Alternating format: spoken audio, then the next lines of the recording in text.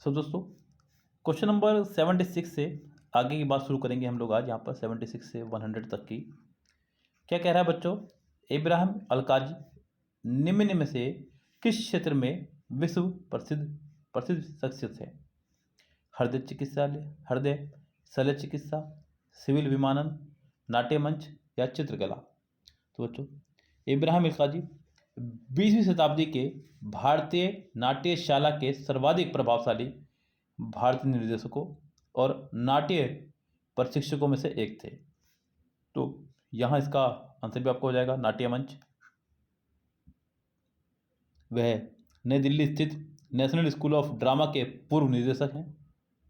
वह एक प्रसिद्ध कला पारखी और एक गैलरी के मालिक भी हैं। उन्होंने गैलरी यानी कि उन्होंने दिल्ली में एक आर्ट हेरिटेज गैलरी की स्थापना की थी। आर्ट हेरिटेज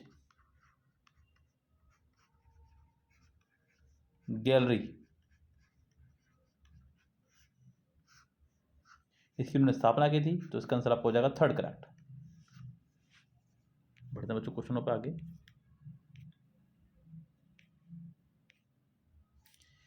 बच्चों फिर वही सवाल एक रिपीटेड आपका, सत्रिया किस राज्य का शास्त्रीय नृत्य है?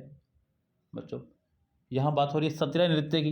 हालांकि मैंने आपको इसके बारे में पहले भी समझाया था, अभी थोड़े दिन पहले भी हमने, थोड़े दिन पहले नहीं, इससे जस्ट पिछले पार्ट में ही हमने इसके ऊपर एक इम्पोर्टेंट नोट आपको दिया था सत्रिया नृत्य के ऊपर।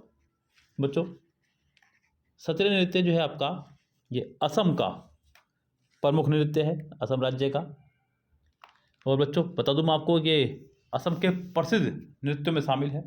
इसके जो संस्थापक है संत श्रीमंत शंकरदेव हैं।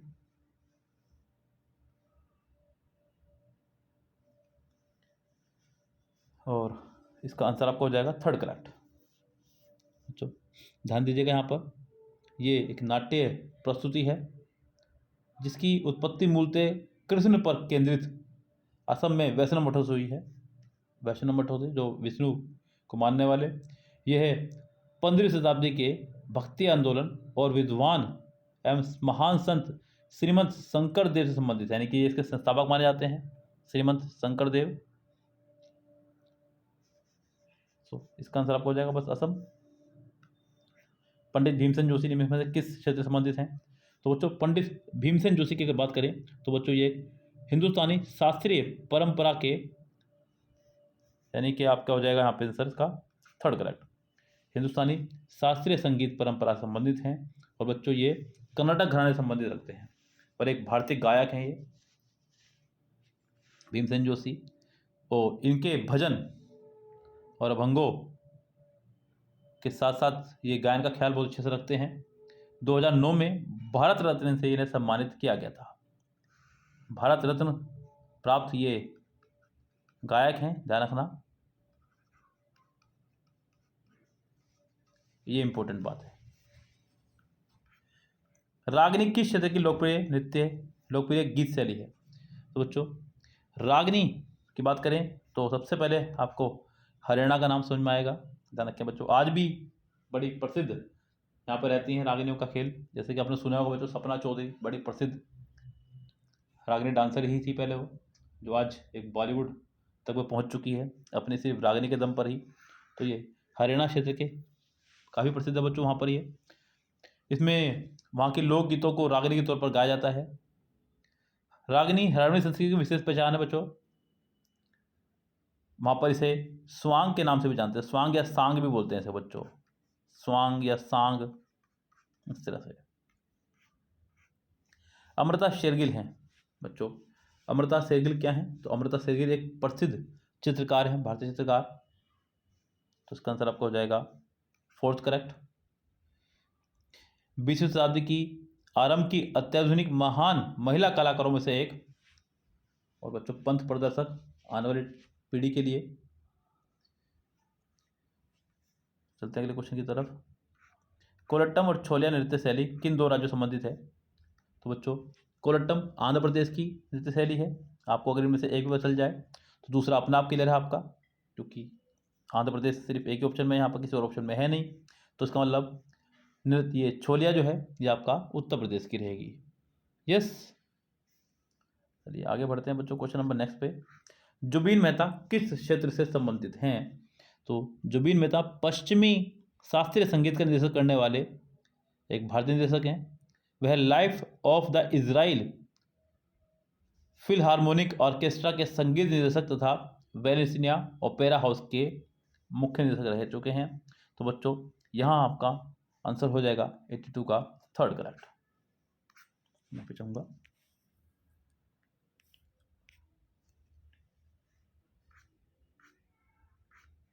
ये रहा। भारत के राष्ट्रीय फिल्म अभिलेखागार NFAI का मुख्यालय कहाँ पर है? तो बच्चों इसका जो मुख्यालय है, जो हेड ऑफिस है, ये पुणे महाराष्ट्र में स्थित है। रिपीट क्वेश्चन हो रहा है, इससे पहले ये क्वेश्चन आ चुका है अभी थोड़ी देर पहले भी। इसके 3 क्षेत्रीय कार्यालय बेंगलोर, कोलकाता और तिरुवनंतपुरम में भी हैं। तो बच्चों इसकी जो स्थापना हुई थी फरवरी 1964 में हुई थी। फरवरी 1964 में। निम्नलिखित में से किसका मेल सही नहीं है? महाकाल मंदिर उज्जैन, बच्चों सही है, तो महाकाल मंदिर उज्जैन में ही है। श्रृंगेरी मठ चिकमंगलूर जिला, बिल्कुल सही। सूर्य मंदिर कोणार्क में, ये तो सब आपको पता ही होगा। यहाँ ये गलत हो गया बच्चों, जैन मंदिर खजुराहो। बच्चों जैन मंदिर के लिए मुख्यतः एक ही स्थान है बच्चों, राजस्थान, वहाँ का माउंट आबू, जहाँ पर दीलवाड़ा के मंदिर बहुत प्रसिद्ध हैं। तो ये आपका रोंग है। यहाँ पे राजस्थान के दीलवाड़ा के मंदिर जैनों के विशेष तीर्थ स्थान है, वो इसका आंसर होगा। 11वीं और 13वीं शताब्दी में बनाए गए वो मंदिर हैं, जैन धर्म का एक विशेष तीर्थ स्थान समझ लीजिएगा पूरा पूरा ये। तो ये इसका आंसर यहाँ पर रोक दिया गया है। कलमकारी चित्रकला का संबंध किससे है? तो कलमकारी चित्रकला का संबंध जो है दक्षिण भारत और ईरान के कई भागों से है। दक्षिण भारत और ईरान के, तो हालांकि यहाँ पे ईरान ऑप्शन में नहीं है, लेकिन फिलहाल इसका आंसर आपको हो जाएगा पहला ही करेक्ट। वहाँ पर वस्त्र पर मुद्रित कपास वस्त्र जो का एक प्रकार है, यह प्राकृतिक वनस्पति से बने रंगों के प्रयोग से टेमेरिन कलम की सहायता से कपास या रेशमी वस्त्रों पर हाथों से की जाने वाली चित्रकारी की प्राचीन शैली है। चित्रकारी की इस शैली की उत्पत्ति चेन्नई के निकट कालाहस्ती और हैदराबाद के निकट मसूलीपट्टनम में हुई थी।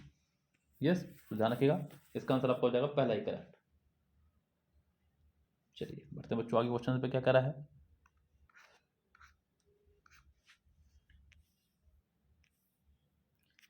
शोतक के क्वेश्चन आज हम लोग करेंगे बच्चों इस वीडियो में आपका, और क्वेश्चंस को आप लोग अच्छे समझते चले जाएं।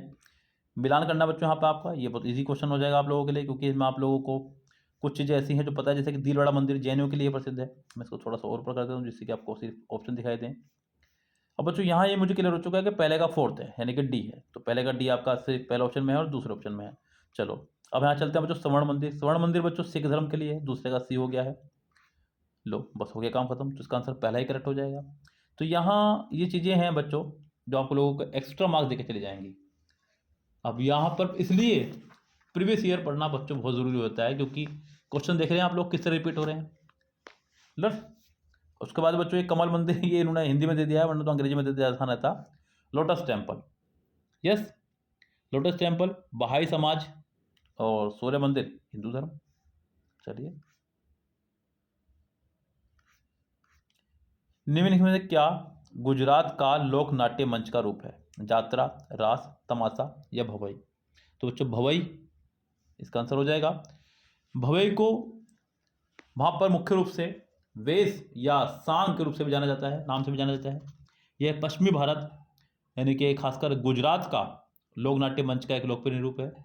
भवई की उत्पत्ति संस्कृत भाषा के शब्द भव से हुई है बच्चों। किससे हुई इसकी उत्पत्ति? भव। अब तो बच्चों मीनिंग क्या है? भव का मतलब होता है बच्चों अभिव्यक्ति, अपने विचार प्रकट करना। ये हिंदू देवी अंबा जी से संबंधित है बच्चों। अंबा सुना ना आपने, अंबे माँ, बस वही बच्चों। चलिए आगे बढ़ते हैं बच्चों क्वेश्चन नंबर नेक्स्ट पे। भारत की फिल्म और टेलीविजन संस्था कहाँ स्थित है? भारतीय फिल्म और टेलीविजन संस्था बच्चों जो है हमारी पुणे महाराष्ट्र में स्थित है। ये भी क्वेश्चन रिपीटेड है बच्चों आपका। आप खुद सोचिए बच्चों, आप 88 क्वेश्चन के अंदर आप मैं जा रहा हूँ लेकर के आपको, और इसमें भी आपके लगभग हर दूसरा क्वेश्चन रिपीट होता जा रहा है। तो कितना फायदा है प्रीवियस ईयर का। तो बच्चों पुणे महाराष्ट्र में ये आपका स्थित है। ये सूचना और प्रसारण मंत्रालय भारत सरकार के अधीन एक स्वायत्त संस्थान है। इसकी स्थापना 1960 में की गई थी। निम्नलिखित में से कौन सुप्रसिद्ध भारतीय चित्रकार है। बाल मुरलीकृष्ण, यामिनी कृष्णमूर्ति, एम.एफ. हुसैन। बच्चों नाम से समझ होंगे आप लोग। एम.एफ. हुसैन एक प्रसिद्ध चित्रकार है जो खासकर माधुरी दीक्षित के चित्र ये खूब अच्छे से बनाया करते थे और बड़े प्रसिद्ध भी हुए उस दौरान बच्चों ये। सो एम.एफ. हुसैन का पूरा नाम है बच्चों मकबूल फिदा हुसैन। अंतर्राष्ट्रीय ख्याति प्राप्त एक भारतीय चित्रकार थे। उन्हें प्राय भारत का पिकासो के रूप में निर्देशित किया जाता है, यानी कि भारत का पिकासो उनको कहा जाता है बच्चों। एम.एफ. हुसैन एक प्रतिष्ठित और अंतर्राष्ट्रीय स्तर पर मान्यता प्राप्त 20वीं शताब्दी के भारतीय कलाकार थे। वे प्रिंट मेकर, फोटोग्राफर, फिल्म निर्माता के रूप में भी जाने जाते हैं। चलिए आगे बढ़ते हैं क्वेश्चन नंबर नेक्स्ट पे। रंगनाथ मंदिर कहाँ स्थित है। बिल्कुल बच्चों, बड़ा इंपॉर्टेंट क्वेश्चन है बच्चों। तो श्री रंगनाथ स्वामी मंदिर को ही रंगनाथ मंदिर कहा जाता है। और बच्चों ये हिंदू देवता विष्णु जी के अवतार के रूप में रंगनाथ को समर्पित है। तो ये एक हिंदू मंदिर है। और बच्चों ये जितने भी विशेष मंदिर हैं, खासकर मंदिर हैं, ये सब कहाँ पर है बच्चों। इधर साउथ की तरफ, तमिलनाडु, केरल, तो इस तरह से बच्चों इसका आंसर बच्चों आपको तमिलनाडु ही है। तमिलनाडु के श्रीरंगम में। तो गैस इसका आंसर हो जाएगा आपका डी, यानी कि फोर्थ करेक्ट। और भारत का सबसे बड़ा मंदिर है और विश्व में सबसे बड़े धार्मिक समूह वाले मंदिरों में से एक है। इसका आंसर आपका हो जाएगा फोर्थ करेक्ट, रंगनाथ मंदिर। ऑल सोल्स डे एक डैश का त्यौहार है। ऑल सोल्स डे तो बच्चों नाम से पता चल रहा है एक अंग्रेजी त्यौहार है, ऑल सोल डे। तो बच्चों इसका आंसर हो जाएगा ईसाई धर्म, क्योंकि आप खुद ही सोचिए जैन धर्म में तो ऐसा कोई त्यौहार है नहीं, बौद्ध धर्म में भी नहीं है, इस्लाम धर्म के तो वर्ड्स थोड़े से उर्दू बेस्ड होते या अरबी बेस्ड होते। तो इसका आंसर आपको हो जाएगा ईसाई धर्म। ईसाई धर्म में बच्चों मृतक का सम्मान करने के लिए निर्धारित सभी आत्मा दिवस एक पवित्र दिवस है। मतलब ये एक आत्मा दिवस है मृतक का सम्मान करने के लिए। ये सभी आत्माओं, पवित्र आत्माओं, वे विश्वास योग्य पवित्र आत्मा के प्रस्थान करने की याद दिलाता है। तो बच्चों इसको मुख्यतः कैथोलिक चर्च में मनाया जाता है। इसका आंसर आपको हो जाएगा थर्ड करेक्ट। कमल मंदिर किस धर्म के लिए जाना जाता है। देखिए कितना टुच्चा सा क्वेश्चन उन्होंने पूछा है बच्चों। अभी ऊपर इसका जिक्र हुआ है, 86 क्वेश्चन इसी के साथ मिला हुआ था। तो बच्चों बहाई धर्म इसका आंसर है। भारत में नई दिल्ली में ये स्थित है लोटस टेम्पल, जो कि एक बहाई पूजा स्थल है। इसे दिसंबर 1986 में, लिख लिया गया बच्चों ऐसी बातों को, लोगों को समर्पित किया गया था। सभी बहाई पूजा स्थलों के समान लोटस टेम्पल किसी विशेष धर्म या अन्य किसी योग्यता पर ध्यान दिए बिना सभी के लिए खुला है। बहाई धर्म की मूल शिक्षा यही है कि बहाई पूजा स्थल सभी धर्म के लोगों के लिए एकत्रित होना, चिंतन मनन करना और पूजा करने का स्थान होना चाहिए। यानी कि इसका आंसर आपको हो जाएगा थर्ड करेक्ट। निम्न में से किसको आधुनिक विश्व के 7 अजूबों में के बीच मानव स्थिति दी गई है। इनमें से किसको, कौन से 7 अजूबों के बीच है बच्चों, आपको पता ही है। बात करें जब हम लोग, ताजमहल तो ऑलरेडी था बच्चों। निम्न में से किसकी आधुनिक विश्व के 7 अजूबों के बीच मानव स्थिति दी गई है। तो बच्चों यहाँ आपका हो जाएगा आंसर गीजा का ग्रेट पिरामिड। इसका आंसर हो जाएगा सेकंड करेक्ट। बढ़ते हैं क्वेश्चन नंबर नेक्स्ट पर।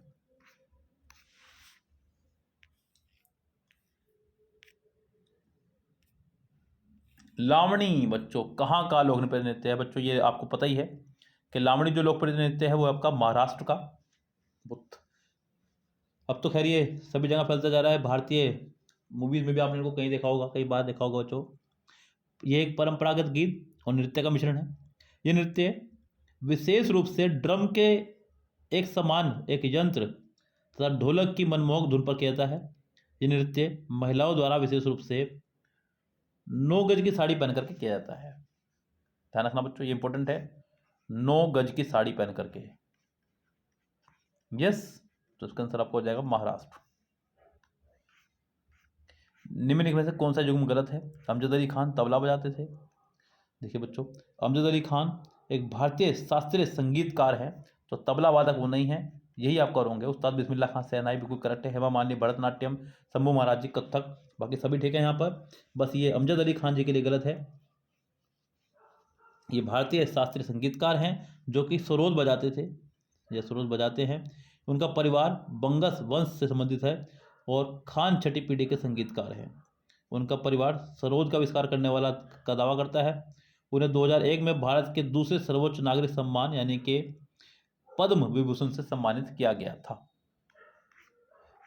इसमें सही मिलान करना होगा हमें बच्चों। यहाँ पर खामसान हो जाता है किसी एक को अगर पता चल जाए, जैसे कि आपका दुर्गा पूजा, तो बच्चों पश्चिम बंगाल इसका आंसर हो जाएगा, यानी कि थर्ड का ए आंसर आपका हो जाएगा।